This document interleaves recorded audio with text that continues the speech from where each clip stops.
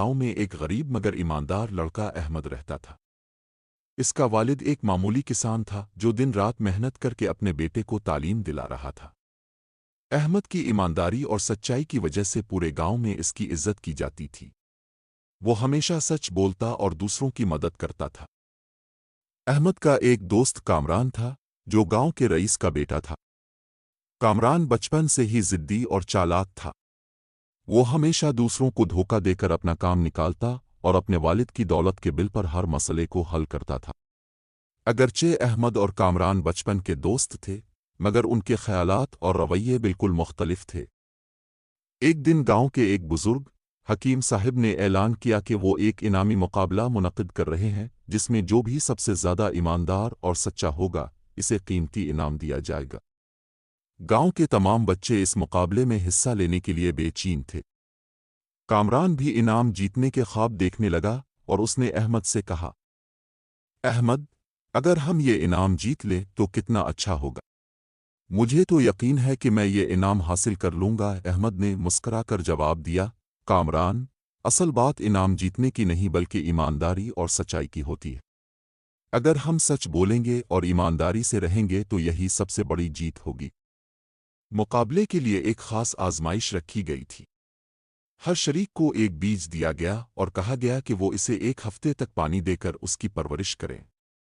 جس کا پودا سب سے زیادہ صحت مند اور خوبصورت ہوگا اسے جیتنے والا قرار دیا جائے گا۔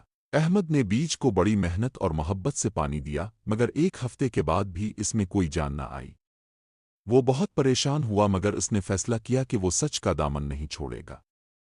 دوسری طرف کامران نے چالاکی سے بازار سے ایک بڑا سا سبز اور خوبصورت پودا خرید لیا اور اسے اپنے گملے میں لگا دیا۔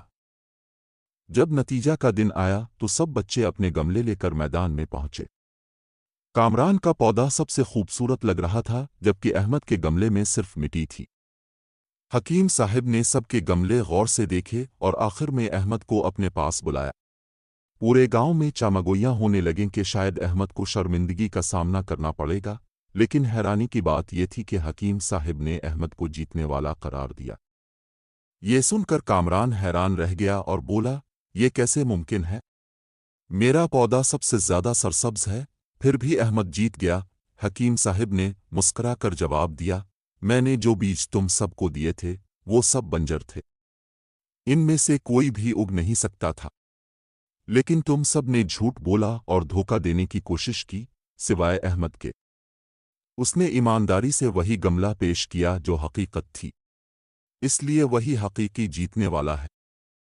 یہ سن کر کامران اور دوسرے بچے شرمندہ ہو گئے۔ کامران نے تسلیم کیا کہ اس نے دھوکہ دیا اور احمد سے معذرت کی۔ اس واقعے کے بعد پورے گاؤں میں احمد کی ایمانداری اور سچائی کی مثال دی جانے لگی۔ یہ کہانی ہمیں سکھاتی ہے کہ سچائی ہمیشہ جیتتی ہے چاہے حالات کیسے بھی ہوں۔